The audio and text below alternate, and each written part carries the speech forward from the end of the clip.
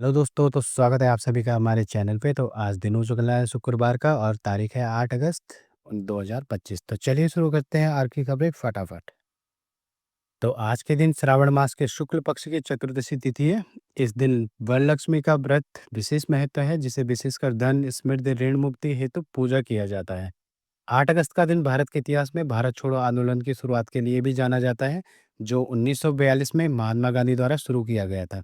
इसे अगस्त क्रांति के नाम से भी जाना जाता है दोस्तों। आगे बढ़ते हैं खबर की तरफ। तो भारतीय प्रधानमंत्री पीएम मोदी का बयान आया है, किसान और मछुआरों के हितों में समझौता नहीं कर सकते हैं।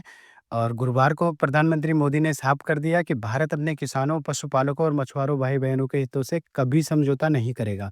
यह बयान उन्होंने अमेरिका के राष्ट्रपति डोनाल्ड ट्रंप के टैरिफ को लेकर धमकियों की भी दिया। मोदी ने ये भी बताया कि वे इन मांगों को क्यों नहीं मान सकते। दूसरी ओर राहुल गांधी ने एक बार फिर अडानी का मुद्दा उठाया है। उन्होंने कहा कि मोदी इसलिए टैरिफ पर कुछ नहीं बोल रहे क्योंकि अमेरिका के हाथ में अडानी की गर्दन है। अगर भारत अमेरिका की मांगों को मान लेता और कृषि व डेयरी क्षेत्रों में बाजार को और खोल देता, तो इसका आर्थिक, सामाजिक और राजनीतिक तौर पर बड़ा नुकसान हो सकता था। अमेरिका भारत से लगातार डेयरी, कृषि उत्पादक और मछली पालन जैसे क्षेत्र में टैरिफ कम करने और ज़्यादा बाजार यहाँ पे फैलाने की कोशिश कर रहा है, ये मांग कर रहा है, लेकिन भारत ने इसे साफ नकार दिया है। चलिए बढ़ते हैं अगली खबर की तरफ। अमेरिका के राष्ट्रपति डोनाल्ड ट्रंप द्वारा रूसी तेल की खरीद के लिए भारत पर 25% अतिरिक्त टैरिफ के लगाने के आदेश के बाद चीन ने भी अपनी तीखी प्रतिक्रिया दी है। चीन ने इस कदम को व्यापारिक उपायों का दुरुपयोग करते हुए अमेरिका की कड़ी आलोचना की है दोस्तों। अगली खबर है, इजराइल के प्रधानमंत्री बेंजामिन नेतन्याहू ने बड़ा बयान देते हुए कहा उनकी सरकार गाजा पट्टी पर पूरा नियंत्रण चाहती है। हालांकि उन्होंने यह भी स्पष्ट किया है कि इजराइल का इरादा गाजा को स्थायी रूप से अपने कब्जे में रखने का नहीं है। अगली बड़ी खबर आ रही है, कॉमेडियन कपिल शर्मा के कनाडा के सरे शहर में कैफे कैप्स पर एक बार फिर फायरिंग की घटना सामने आई है। ये दूसरी बार है जब उनके कैफे को निशाना बनाया गया है। घटना का एक वीडियो सोशल मीडिया पर वायरल हो रहा है, जिसमें कुछ लोग एक कार में बैठकर कैफे की ओर गोलीबारी करते नजर आ रहे हैं। इसी बीच गोल्डी डिल्लो नामक एक गैंगस्टर ने फायरिंग की जिम्मेदारी ली है। उसने सोशल मीडिया पोस्ट के जरिए दावा किया कि हमला उसी की गिरोह ने किया है। चलिए बढ़ते हैं अगली खबर की ओर। अमेरिका में मची तनातनी के बीच रूसी राष्ट्रपति व्लादिमीर पुतिन भारत आ रहे हैं। गुरुवार को मॉस्को में राष्ट्रीय सुरक्षा सलाहकार अजीत डोभाल के हवाले से बताया गया कि राष्ट्रपति पुतिन इस साल के अंत में भारत का दौरा करेंगे।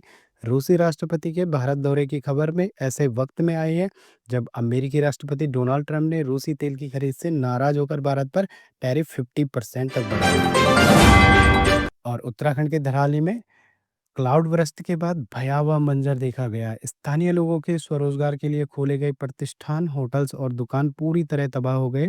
कई लोगों के मरने और लापता होने की सूचना है दोस्तों। प्रशासन द्वारा युद्ध स्तर पर रेस्क्यू जारी है और फंसे लोगों को एयरलिफ्ट भी किया जा रहा है। धराली के स्थानीय व्यवसायी भूपेंद्र जी ने उस दिन का आंखों देखा हाल बताया। उन्होंने बताया कि हल्की बारिश के बाद अचानक चंद सेकंड में सब कुछ तबाह हो गया।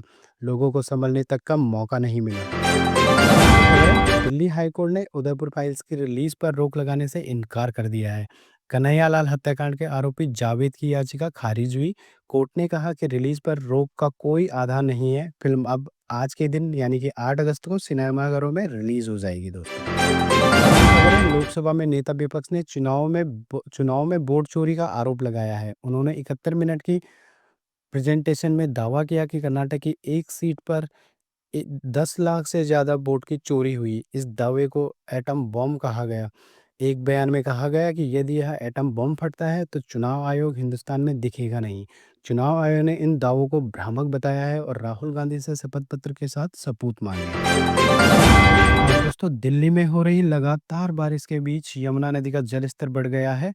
गुरुवार की सुबह और शाम के 7 बजे यमुना ने खतरे का निशान पार कर लिया। कालिंदी कुंज घाट पर यमुना इस साल के सबसे ऊंचे स्तर पर बह रही है। पिल्लर के नीचे का चबूतरा डूब गया है और तेज बहाव में झाग भी नजर नहीं आ रही है दोस्तों। अगली खबर है, दिल्ली के देवली इलाके में पति पत्नी के बीच लंबे समय से चल रहे विवाद का खौफनाक अंजाम सामने आया है। बिहार से दिल्ली आया प्रमोद झा अपनी पत्नी किरण को गांव ले जाना चाह रहा था। पत्नी ने मना कर दिया तो पति ने हथौड़े से सिर पर वार कर उसकी हत्या कर दी और फरार हो गया। पुलिस अभी उसकी जांच कर रही है। उत्तर प्रदेश में सरकारी अधिकारियों की कार्यप्रणाली पर सवाल उठ रहे हैं। राज्यपाल ने कहा कि श्री राम जी के दर्शन करना आसान है, लेकिन फाइल के दर्शन करना मुश्किल। उनका यह बयान अधिकारियों द्वारा फाइलों को रोके रखने और बार बार कमियां निकालने की प्रवृत्ति को दर्शाता है। जनता के साथ साथ मंत्री भी इस समस्या से जूझ रहे हैं दोस्तों। चलिए बढ़ते हैं अगली खबर की ओर। गाजियाबाद में पुलिस ने प्लॉट कोडवर्ड का उपयोग करने वाले नवजात तस्करी रैकेट का पर्दाफाश किया है। यह गिरोह गोरे बच्चों को 1.5 से 2.5 लाख रुपए में बेचता था, जबकि सांवले बच्चों की कीमत थोड़ा कम थी। पुलिस ने मामले में 2 पुरुष 2 महिलाओं को गिरफ्तार किया है। वहीं एक नवजात को 4 घंटे में बरामद कर दिया है। अगली खबर उत्तर प्रदेश के बिजनौर जिले के धामपुर क्षेत्र में बाढ़ के बाद सड़कों पर मछलियां बहकर आ गई। स्थानीय लोगों ने बाल्टी और टोकरी लेकर मछलियां पकड़ना शुरू कर दिया। कुछ लोग इन्हें पास के बाजार में 100 रुपए किलो बेच रहे थे। बाढ़ से नुकसान के बीच लोगों ने इस आपदा को भी रोजगार में बदल दिया। तो दोस्तों ये है हम हिंदुस्तान।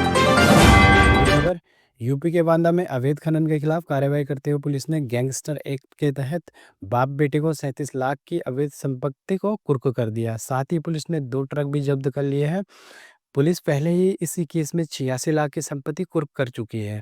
पुलिस का कहना है कि मामले की जांच और कड़ी कार्रवाई की जा रही है। अगली खबर सहारनपुर जेल से हत्या आरोपी को छुड़ाने के लिए राष्ट्रपति भवन के नाम पर फर्जी लेटर भेजा गया। आरोपी शमशाद उर्फ भूरा ने 5 लाख रुपए लेकर दस्तावेज तैयार करवाए। पुलिस ने उसे हरिद्वार से गिरफ्तार कर जेल भेज दिया। मामले में एक और आरोपी पहले ही पकड़ा जा चुका है। मामले में धोखाधड़ी समेत कई धाराओं में मुकदमा दर्ज है। अगली खबर कानपुर में एक फर्जी रेप केस के जरिए पैसे वसूलने वाले रैकेट का भंडाफोड़ हुआ है। वकील अखिलेश दुबे और उनके साथी को गिरफ्तार किया गया है। उन्होंने बीजेपी नेता समेत कई हाई प्रोफाइल लोगों को फंसाने की साजिश रची थी। एसआईटी जांच के केस में फर्जी साबित हुआ। पुलिस ने कई अन्य लोगों के खिलाफ भी केस दर्ज किया। जल्द और गिरफ्तारियां हो सकती है दोस्तों इस केस में। अगली खबर संभल हिंसा को लेकर सीएम योगी ने कहा हमारी सरकार में सभी सुरक्षित है, केवल दंगा ही असुरक्षित है। पिछली सरकार में अराजकता थी, न व्यवस्था सुरक्षित था, न बेटी सुरक्षित थी, लेकिन अब पब्लिक सेफ महसूस करती है। इंदौर में नवजात बच्चों की तस्करी करने वाले एक संगठन गिरोह का पुलिस ने भंडाफोड़ किया है। 2 महीने के बच्चे को 10 लाख रुपए में बेचने की कोशिश के मामले में 6 महिलाओं सहित 9 लोगों को गिरफ्तार किया गया है। आरोपी ने नर्सिंग होम संचालिका, मैरिज ब्यूरो के मालिक और एक आईवीएफ क्लिनिक कर्मचारी शामिल है। पुलिस अब इस गिरोह के पूरे नेटवर्क की जांच कर रही है। अगली खबर है राजस्थान के झुंझुनू में हैरान कर देने वाली घटना सामने आई है। यहाँ शोचंद बावरिया नाम के एक व्यक्ति ने 2 दिन में 25 कुत्तों को गोली मारकर मौत के घाट उतार दिया। नवलगढ़ क्षेत्र के कुमावास गांव में आरोपी खुलेआम बंदूक लेकर घूम रहा था और जहां उसे कुत्ता दिखता था उसे गोली मार देता था। अगली खबर पंजाब से अवैध हथियारों को लेकर पंजाब पुलिस की बड़ी सफलता मिली है। पाकिस्तान से हथियारों की तस्करी करने वाले गिरोह का पर्दाफाश हुआ है। आरोपी को गिरफ्तार कर लिया गया है। आरोपी के पास से 7 पिस्टल बरामद हुई। यह गिरोह सीमा पार से अवैध हथियार मंगवाकर राज्य के गैंगस्टरों को सप्लाई कर रहा था। पुलिस जांच में कई और खुलासे होने की संभावना है। चलिए दोस्तों बढ़ते हैं अगली खबर की तरफ। तो ड्रग्स के खिलाफ चलाई जा रही कार्रवाई में एनसीबी को बड़ी सफलता मिली है। 36 किलो अफीम के केस में फरार चल रहा पंजाबी सिंगर जगसीर उर्फ काला उर्फ बाज सरन को चंडीगढ़ में गिरफ्तार किया गया। आरोपी ने पहचान बदलकर सोशल मीडिया पर गायक के रूप में पहचान बनाई थी। अब उसने ड्रग नेटवर्क से जुड़े राज खोलने की उम्मीद की जा रही है। अगली खबर है पीजीआईएमएस रोहतक की ओपीडी में एक युवक फर्जी डॉक्टर बनकर इलाज करता पकड़ा गया। सिक्योरिटी गार्ड को शक हुआ तो पूछताछ में युवक कोई आधार कार्ड नहीं दिखा पाया। जांच में पता चला कि आरोपी अपने डॉक्टर दोस्त की जगह मरीजों का इलाज कर रहा है। अगली खबर कोलकाता चिड़ियाघर की वार्षिक पशु सूची में 672 के बजाय सिर्फ 321 जानवर दर्ज कराए गए, जिसमें 351 जानवरों की कथित गुमशुदगी पर जांच शुरू हुई है।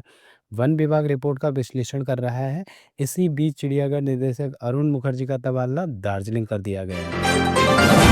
अगली खबर पठानकोट मंडी राष्ट्रीय राजमार्ग पर कांगड़ा की तरफ जा रही बीएमडब्ल्यू पर अचानक भूस्खलन की चपेट में आ गई। हादसा भाली क्षेत्र में हुआ। भारी मलबे और चट्टानों के बीच कार फंस गई, लेकिन कार सवार समय रहते बाहर निकल गए और किसी को चोट नहीं आई। सड़क को साफ करने में करीब 18 से 20 घंटे का समय लग सकता है। पुणे के युवक ओमकार राउत ने बैटिंग ऐप पर 7 साल में 80 लाख रुपए गंवा दिए। 2018 में 100 रुपए से शुरुआत करने वाला यह गेम आप उसकी ज़िंदगी तबाह कर गया। ओमकार अब इस ऐप पर प्रतिबंध की मांग कर रहा है और कई बार उनके मन में आत्महत्या का भी ख़्याल आ चुका है। अब यह युवा इस जाल में फँसने से बचने की अपील कर रहा है और सरकार से इस पर कार्रवाई की मांग कर रहा है। दोस्तों, ऐसे ऐपों पर अगली खबर है, प्रियंका चतुर्वेदी की प्रधानमंत्री नरेंद्र मोदी से मुलाकात और एक ही वक्त पर उद्धव ठाकरे, एकनाथ शिंदे के दौरे ने महाराष्ट्र की राजनीति को दिल्ली पहुंचा दिया है। ये सब महज सहयोग तो नहीं लगता, सारी गतिविधियां आपस में जुड़ी हुई है और अब कुछ खास रणनीति के तहत हो रहा है। गुजरात में आने वाले स्थानीय निकाय चुनाव को देखते हुए आम आदमी पार्टी ने साफ कर दिया है कि वो किसी भी दल के साथ गठबंधन नहीं करेगी और चुनाव अकेले लड़ेगी। ये घोषणा आपके प्रदेश अध्यक्ष ईसुदान गढ़वी ने की है। गुजरात हाईकोर्ट ने सूरत रेप केस में दोषी आसाराम की अंतरिम जमानत 21 अगस्त तक बढ़ा दी है। यह राहत चिकित्सा आधार पर मांगी गई थी। सरकारी वकील ने मेडिकल दस्तावेजों की पुष्टि के लिए समय मांगा, जिस पर कोर्ट ने अगली सुनवाई की तारीख 21 अगस्त तक तय की। यह तीसरी बार है जब आसाराम को अंतरिम राहत मिली है। अगली बड़ी खबर आ रही है, जांच में सामने आया है कि यह एक अंतर्राष्ट्रीय षड्यंत्र था जिसमें पाकिस्तान में बैठे आतंकवादी कमांडर खाड़ी देशों में मौजूद पाकिस्तानी नागरिक और अन्य विदेशी नेटवर्क के जरिए जम्मू कश्मीर में टेरर फंडिंग की जा रही थी। ये तंत्र तीर्थयात्रियों, प्रवासियों और व्यापारियों के आड़ में हवालिया नेटवर्क के माध्यम से भेजे जा रहे थे।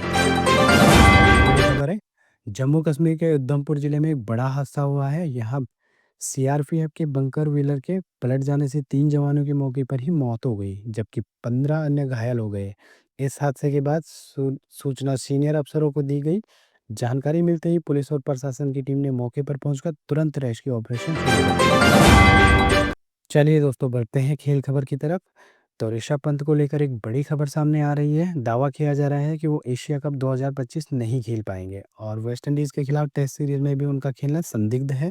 भारत इंग्लैंड के बीच चौथे टेस्ट के पहले दिन पैर पर चोट लगी थी, जो 23 से 27 जुलाई तक मैनचेस्टर ओल्ड ट्रैफर्ड में खेला गया था। दोस्तों, पंत क्रिस वोक्स की गेंद पर रिवर्स शॉट अटेम्प्ट कर रहे थे। चोट के कारण पंत मैनचेस्टर टेस्ट में कीपिंग नहीं कर पाए और 5वें टेस्ट में भी बाहर हो गए थे दोस्तों। और 31 जुलाई से 4 अगस्त तक ओवल में खेला गया था जो मैच, उसमें ऋषभ पंत दोस्तों, आप सभी लोगों का बहुत-बहुत धन्यवाद हमारी न्यूज़ को सुनने के लिए। अगर आपको ये अच्छा लगा तो please like, share and subscribe ज़रूर कीजिए दोस्तों। और चलिए मिलते हैं अगली अपडेट में, तब तक अपना ख्याल रखिएगा दोस्तों। जय हिंद।